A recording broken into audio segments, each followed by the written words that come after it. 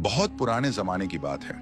रेगिस्तान की गोद में बसा एक शहर था, जहां सुबह की हवा में मिट्टी की खुशबू घुली रहती और शाम ढले मस्जिदों से उठती अजान दिलों को सुकून दे जाती। इस शहर के लोग मेहनती थे, मगर दिल के अमीर। उनके लिए रोटी सिर्फ पेट भरने का जरिया नहीं थी, बल्कि इज्जत और हलाल कमाई की पहचान थी। उन्हीं गलियों में एक सेठ रहता था, जिसे लोग दूर दूर तक जानते थे। उसकी बड़ी बड़ी हवेलियां थीं, ऊंची दुकानें थीं और सबसे बढ़कर शहर के बाहर एक पुराना गहरा कुआं था, जिसकी वजह से उसकी शोहरत और बढ़ जाती थी।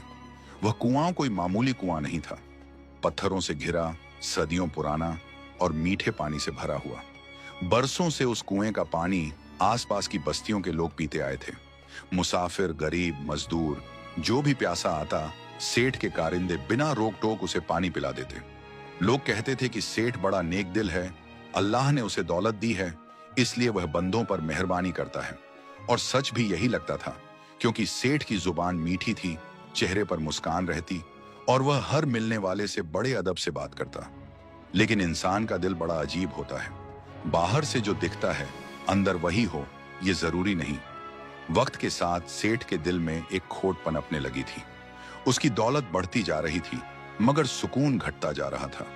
उसे लगता था कि लोग उसके कुएं का पानी मुफ्त में पीकर उसकी दौलत कम कर रहे हैं।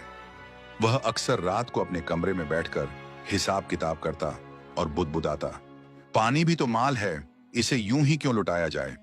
एक साल ऐसा आया कि बारिश कम हुई। शहर के बाहर की जमीन सूखने लगी, खेतों में दरारें पड़ गईं। लोगों की नजरें उसी कुएं पर टिक गईं, क्योंकि वही एक सहारा था। सेठ ने देखा कि अब उसके कुएं की कीमत बढ़ गई है। लोगों की जरूरत बढ़ी और उसके दिल का लालच भी। उसने तय कर लिया कि अब इस कुएं से फायदा उठाया जाएगा, मगर चालाकी से, ताकि उसकी नेकनामी पर आंच ना आए। इसी शहर में एक गरीब आदमी रहता था। नाम था रहीम। मेहनतकश, ईमानदार और अल्लाह पर पूरा यकीन रखने वाला। दिन भर मजदूरी करता, शाम को अपनी झोपड़ी लौटता और जो थोड़ा बहुत मिलता उसी में खुश रहता। उसकी सबसे बड़ी परेशानी पानी थी। उसका घर शहर के उस कोने में था, जहां पानी का कोई और झरिया नहीं था। रोज उसे दूर से पानी लाना पड़ता और सूखे के दिनों में यह काम और भी मुश्किल हो गया था। सेठ ने यही मौका देखा।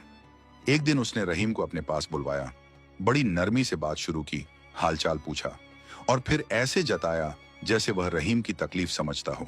बोला, भाई, मैंने सुना है तुम्हें पानी के लिए बहुत दूर जाना पड़ता है। क्यों ना कोई ऐसा इंतजाम हो जाए कि तुम्हें हमेशा पानी मिलता रहे। रहीम की आंखों में उम्मीद की चमक आ गई। उसने कहा, सेठ जी, अगर ऐसा हो जाए तो अल्लाह आपको इसका अजर देगा। हम गरीब लोग और क्या चाह सकते हैं। सेठ ने मुस्कुराते हुए कहा, मेरे कुएं के पास की जमीन बेकार पड़ी है। अगर तुम चाहो तो मैं तुम्हें वह कुआं बेच सकता हूं। तुम उसका मालिक बन जाओगे और पानी की परेशानी हमेशा के लिए खत्म। रहीम घबरा गया। सेठ जी, मैं गरीब आदमी कुआं कैसे खरीद सकता हूं। सेठ ने झूठी हमदर्दी दिखाते हुए कहा, फिक्र मत करो, कीमत ज्यादा नहीं रखूंगा, किस्तों में दे देना, आखिर मैं भी तो इंसान हूं। रहीम ने बहुत सोचा। उसने अपनी बीवी से मशविरा किया। बीवी ने कहा, अगर कुआं हमारा हो जाए तो बच्चों को पानी के लिए तरसना नहीं पड़ेगा, अल्लाह मदद करेगा। दिल पर पत्थर रखकर रहीम ने हामी भर दी। सौदा तय हो गया। कागज लिखे गए, गवाह बने। लोग हैरान थे कि सेठ ने कुआं बेच दिया, मगर किसी ने कुछ न कहा। रहीम खुश था कि अब उसके पास अपना कुआं है। उसने अल्लाह का शुक्र अदा किया और उसी दिन से कुएं से पानी भरने लगा। लेकिन असली चालाकी अब सामने आई। अगले ही दिन सेठ ने अपने कारिंदों को कुएं के किनारे भेजा। जब रहीम पानी निकालता तो कारिंदे कहते, कुआं तुम्हारा है मगर पानी हमारा। पानी निकालने के लिए हमें कीमत देनी होगी। रहीम सन्न रह गया। ये कैसी बात है, कुआं खरीदा है तो पानी भी मेरा हुआ। कारिंदे हंस पड़े। कागज देख लो, सेठ जी ने कुआं बेचा है, पानी नहीं। रहीम दौड़ता हुआ सेठ के पास पहुंचा, गिड़गिड़ाकर बोला, सेठ जी, ये क्या मजाक है, कुआं बिना पानी के कैसा। सेठ ने ठंडी मुस्कान के साथ कहा, भाई, सौदा सोच समझकर करना चाहिए था। कुआं जमीन का हिस्सा है, पानी अलग नेमत है। अगर पानी चाहिए तो कीमत चुकानी होगी।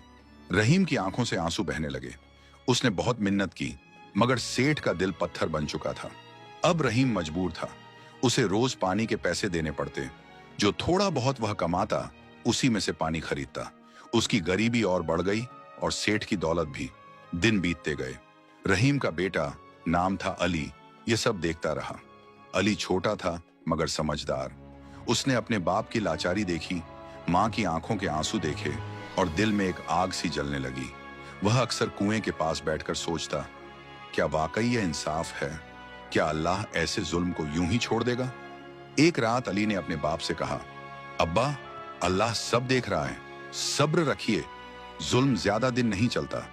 रहीम ने बेटे के सिर पर हाथ रखा।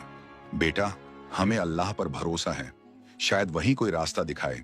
अली ने उसी रात ठान लिया कि वह इस जुल्म का जवाब देगा, मगर चालाकी से, उसी की भाषा में, ताकि सेठ को सबक मिल सके।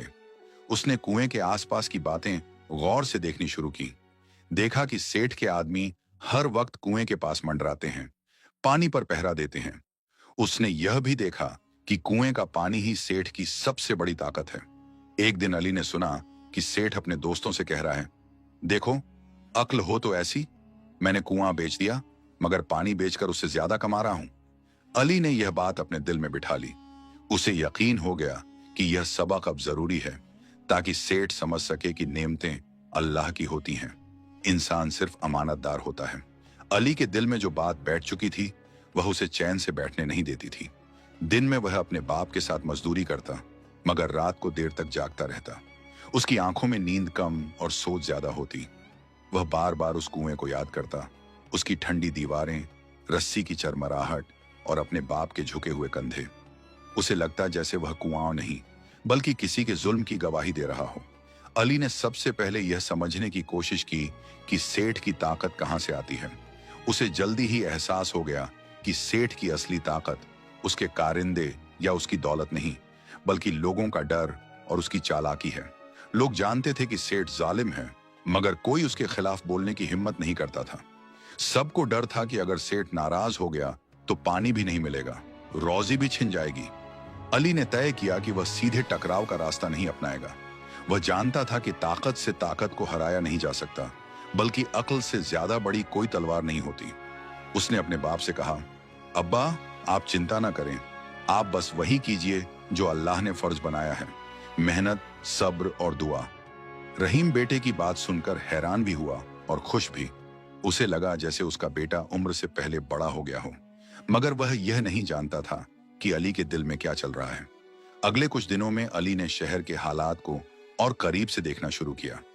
उसने देखा कि सिर्फ उनका ही नहीं, बल्कि और भी कई गरीब लोग सेठ की चालाकी का शिकार हैं। कोई पानी के लिए कर्ज में डूब गया था, कोई अपने जेवर बेच चुका था, और सेठ हर रोज पहले से ज्यादा अमीर होता जा रहा था। उसकी हवेली में नई सजावट हो रही थी, नई रोशनी, नए पर्दे, मगर उन रोशनियों के पीछे बहुत सी दुआएं और आहें दबी हुई थीं। एक शाम अली मस्जिद के बाहर बैठा था। नमाज के बाद लोग आपस में बातें कर रहे थे। कोई सूखे का जिक्र कर रहा था, कोई पानी की कमी का। तभी एक बूढ़ा आदमी बोला, बेटा, यह दुनिया अजीब है, जो ज्यादा रखता है वही और चाहता है, मगर अल्लाह की पकड़ बहुत सख्त होती है। अली ने उस बूढ़े की बात दिल में बिठा ली। उसने तय किया कि वह सेठ को अल्लाह की उसी पकड़ का एहसास दिलाएगा। उसने सबसे पहले एक छोटी सी चाल चली। एक दिन जब सेठ के कारिंदे कुएं पर पहरा दे रहे थे, अली वहां पहुंचा। उसने बहुत अदब से कहा, चाचा, आज पानी निकालने में देर हो रही है, अगर इजाजत हो तो मैं रस्सी और बाल्टी ठीक कर दूं, अक्सर फिसल जाती है। कारिंदों ने उसे ऊपर से नीचे तक देखा। उन्हें क्या पता था कि एक गरीब का बेटा उनके लिए मुसीबत बन सकता है। उन्होंने लापरवाही से इजाजत दे दी। अली ने रस्सी और बाल्टी को ध्यान से देखा, कुएं की गहराई को समझा और फिर मन ही मन एक योजना बनाई। अली ने अगले कई दिनों तक यही किया। कभी रस्सी ठीक करता, कभी पत्थर जमाता, कभी पानी की सतह को देखता। वह सब कुछ सीख रहा था, कुएं की हर सांस, हर आवाज। धीरे धीरे उसे समझ आ गया कि कुएं का पानी कैसे ऊपर नीचे होता है और किन हालात में उसका बहाव बदल सकता है। इधर सेठ को कोई खबर नहीं थी। वो अपने हिसाब किताब में मग्न था। उसे लगता था कि उसने बहुत बड़ा दांव खेल लिया है। एक दिन अचानक कुएं का पानी कम होने लगा। पहले पहले किसी ने ध्यान नहीं दिया, मगर फिर एक दिन ऐसा आया कि बाल्टी आधी ही भर पाती। सेठ के कारिंदे घर में गए।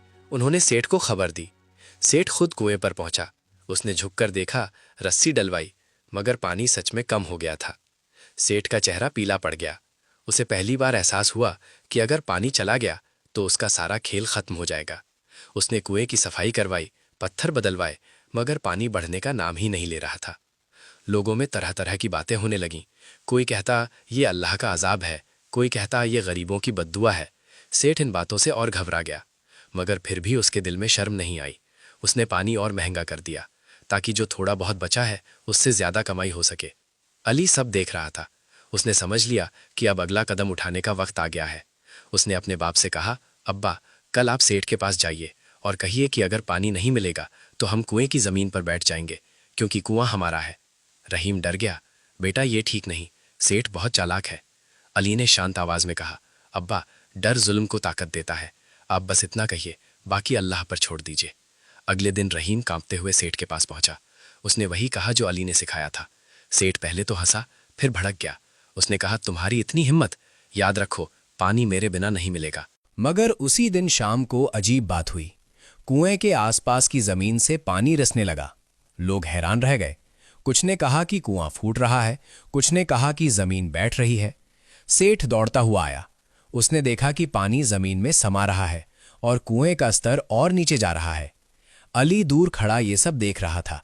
उसके चेहरे पर कोई खुशी नहीं थी, बल्कि एक अजीब सी गंभीरता थी।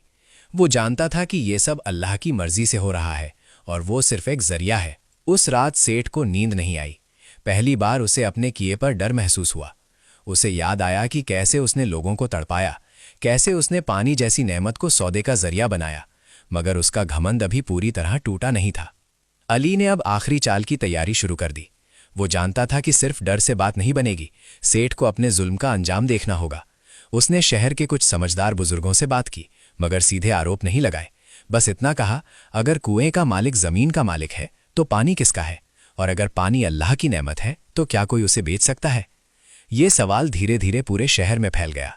लोग आपस में बहस करने लगे। मस्जिदों में बातें होने लगी। पहली बार लोगों ने सेठ के काम पर सवाल उठाना शुरू किया। सेठ को यह सब खबर मिली तो वो और बेचैन हो गया। उसे लगने लगा कि उसकी इज्जत जो उसने बरसों में बनाई थी अब हाथ से निकल रही है। वो समझ नहीं पा रहा था कि यह सब कैसे हो रहा है।